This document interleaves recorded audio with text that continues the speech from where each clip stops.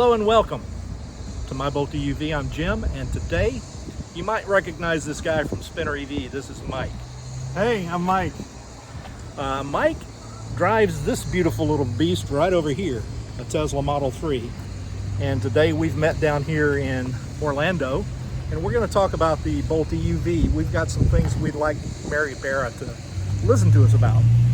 Definitely. And, you know, when I was looking for an EV, it was about 1.5 years ago, I looked at the Bolt and I looked at the Tesla, and they are both amazing cars. There's a lot of features in the Bolt that is still not in the Tesla. Things like sunroof and Apple CarPlay and a bunch of other things. They both have their advantages, and you know what? The Bolt is just an amazing car, and I'm looking forward to seeing what that 25 or 26 version is going to look like. Mike, tell us about your trip out here. You drove from where? I drove from LA to Florida. This is the third time I've done this trip. The last time was actually from LA to Chicago to Florida to New York and back to LA. Anybody who says you cannot road trip in an electric car, that's just not true whatsoever. In fact, it makes the trip more comfortable because, you know, a lot of people say, oh, the charging stops and makes it longer. It makes it shorter. It does not make it longer. It gives you a chance to relax and enjoy the trip. And there's a lot of advantages out there, and it just is amazing. We're going to make this quick. Like he said, don't let anybody ever tell you can't road trip in an EV. But what we're here to talk about today is not so much the fact that he drives this beautiful Model 3 over here, or that I drive the Bolt EUV, but we're talking about what's going to happen with the next Bolt. And we actually made a list, and we're going to talk about some of the things that we think are necessary, and I've got it written down here off camera. First of all, we're going to talk about the size of the EV. What do you think? We need to make the Bolt EUV a little bit, about 3 to 6 inches wider than it normally or it is right now. Yeah, the one thing I've noticed about the EUV and the EV also is when you look at it from the outside, it looks like a really small car. You get in there and the cabin is great, except for the width. Like you said, you know, you can still put your hand across and touch that other door. Adding a few more inches there, I think would be a great thing. And with that, we're going to take a break right here, and we're going to move to the inside of the EV where it's a little bit cooler. I've got the air conditioner running. Oh, Florida's hot. And so now we're inside the car. It's a little bit cooler in here. Yeah. In fact, it's a lot cooler, and we're going to talk about some of the next things that we think need to be part of the next Bolt EUV. Second thing is price, and I think the price should be $25,000 or less, $25,000 or less on the starting base model. What do you think? Yeah, no, I agree. I think that the price is one of the reasons the Bolt became such a big seller. You know, the Bolt having that low price, that's very important. There's not enough cars with that price, and not everybody can afford to spend $40,000 or $50,000 on a car. Having a car at a great price with a great feature set. The Bolt's feature set's always been, I was very impressed with it. I had an Acura before, and the features in the Bolt matched what I had in my Acura, which is amazing. And we'll talk about some of those too coming up. So also, as far as price goes, next thing is range. I think it should at least have 275 miles minimum, and if you can do 300, that would be great, as they say in Office Space. That would be great. Yeah, more range is great. You know, if you take somebody that has a gas car and ask them, what's the range of your car? They're going to say, oh, I don't know, because you don't know. You don't care about it. When it says fill up the tank, you fill up the tank. And if you have enough range in an electric car, it says you need to charge, you go charge. And that's exactly you don't worry about it. Now, that brings us to the next issue that we want to talk about is charging speed. We know that the Equinox and the Blazer have come out, and they're about 150 to 175 kilowatts charging speed. Please get this one up to at least 200 minimum. And the reason I say that is because you don't want to spend a lot of time sitting at a charger, even on your day-to-day activity. Most of the time you're going to charge overnight at home anyway, but 270 or 200 kilowatts would be world leading in the class. of this size vehicle. What do you think, Mike? No, I totally agree. And that was actually one of the main reasons I did not get a Bolt, because I do like to road trip.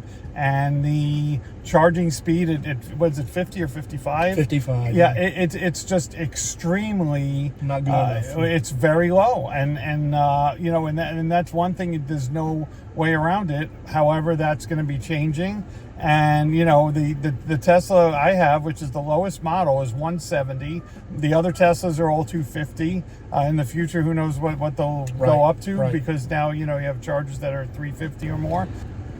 Okay, so we've talked about size, price, range, charging speed, and I'm just going to throw a picture of this up. You were almost there with the dual zone climate control last time, and I'm going to interject a picture right here just to show how close you were, and then you decided not to do that. Well, you need to do that, and you also need to put some outlets in the back seat.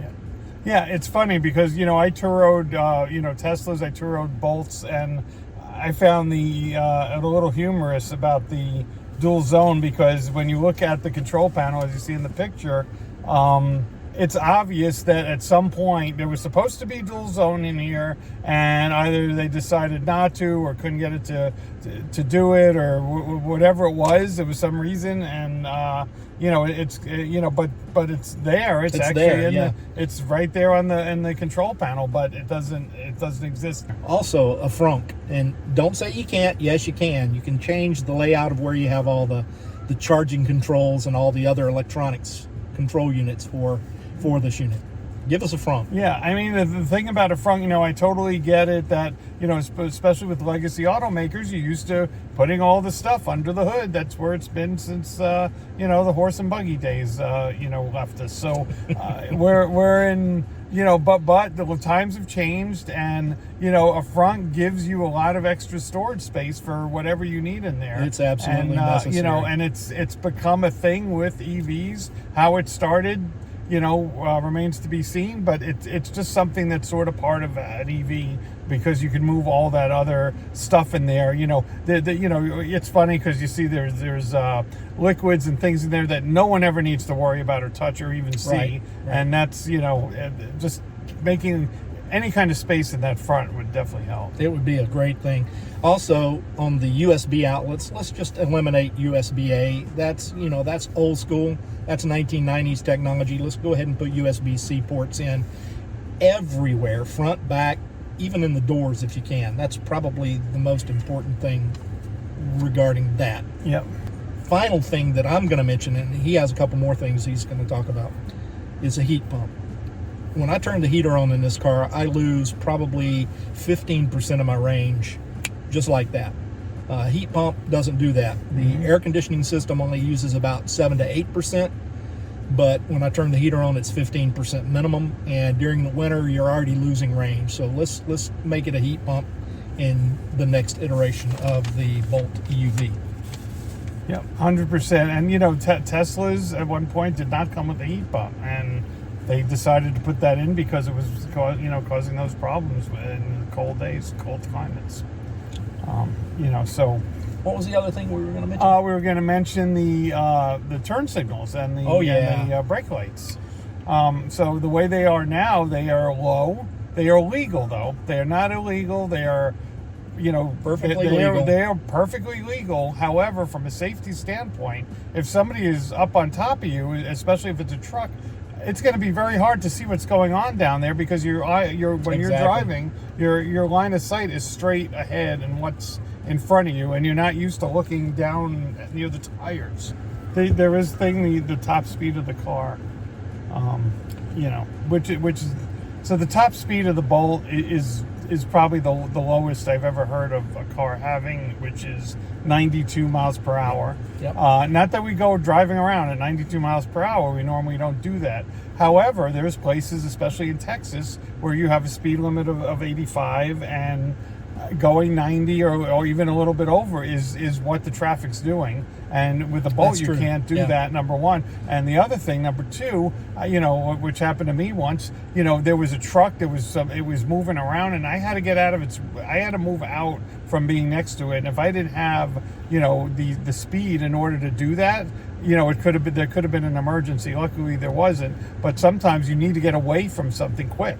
That's true. You know, That's very true. rarely, Yep. but you still need that, and not having that you know, acceleration or that speed, that, you know, that's an issue. So I definitely, it just has everything. If you're coming, especially from a you know, a combustion car, it has everything that you would need in here and more. I mean, you know, the ventilated seats, it's a really nice car. And when you see it, you say, wow, that looks really small. You get in it, you say, wow, there's a lot of room in here. The cabin space, you know, is great. The length is great. The leg room is great. The headroom is great. I'm a big guy, and you know, we're both fitting in here, but it's this, the shoulder the to shoulder. We like each other, but not that much. Exactly. The shoulder to shoulder is, you know, and you know, and there's a very small, you know, armrest right here.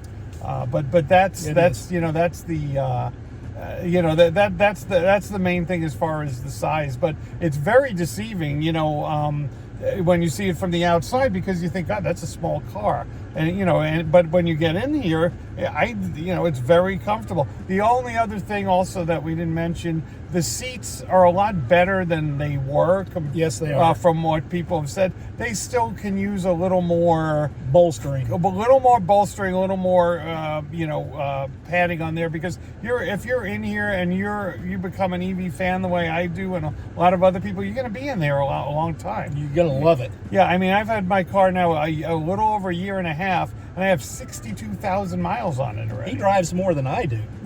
and you know what? You know how much service I've had? I've had no service, with the exception of tire changes. Well, how about the windshield escapade? And the windshield, I wouldn't call that a service call, because that was something, you know, that was something that had, I guess it was a service call. But you know, there's always going to be, you know, tires. I've had flat tires. I had changes as well.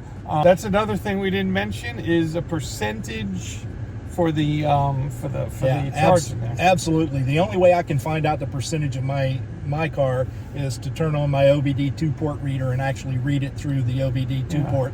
And that's not acceptable. I know you put a percentage on all your newer EVs, so let's just retrograde that and fit that into the Bolt EUV in the next generation. Yeah, I mean, right. The Bolt is, it's just a great car. It doesn't matter if you're coming from a luxury car or, you know, or whatever. It has everything that you need in here. It's a great car. It's a nice American car. The new Bolts are going to be made in Kansas, which is great. And you know, and it's put together. You know, it's just put together very well, and it's you know, again, we have some really great options with these cars, and Chevy just does a really great job.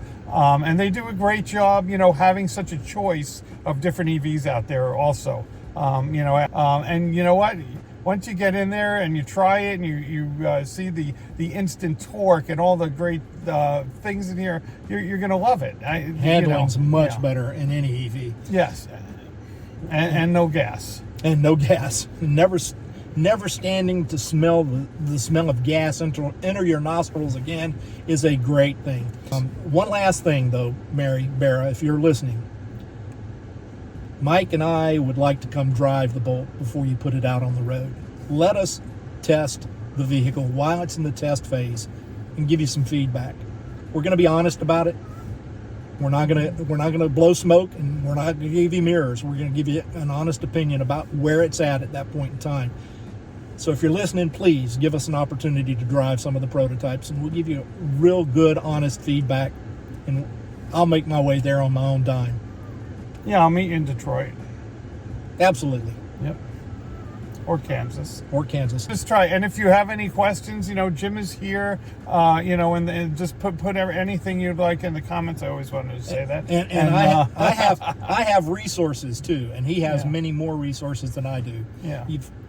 Like I said at the very beginning of this video, you've probably seen him over on Spinner EV, and I'm gonna give them a shout out here. Yeah, you know, Luke and Rachel, they're great people, and all the influencers and creators that do content. Everybody is doing this because, you know, that they really support what's going on over here. You know, right. that's the number one reason. You know, you see people like that, and you know, it's because they really love it. Mike, I appreciate your time. Oh, Jim, it's always great Appreciate to it. see you over here. Anytime I'm coming through Florida here. So. And we'll be back with more real soon. Mary, keep us in mind. We'll talk to you later. Well, that's going to wrap up this week. I'm going to put a little recap shot up on the screen so you can see what we discussed.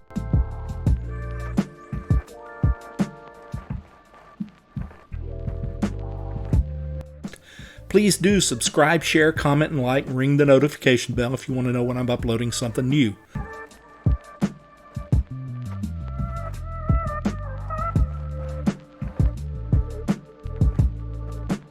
Also, remember to treat everyone with kindness, put a smile on your face, help someone today, and pay it forward when someone does the same for you.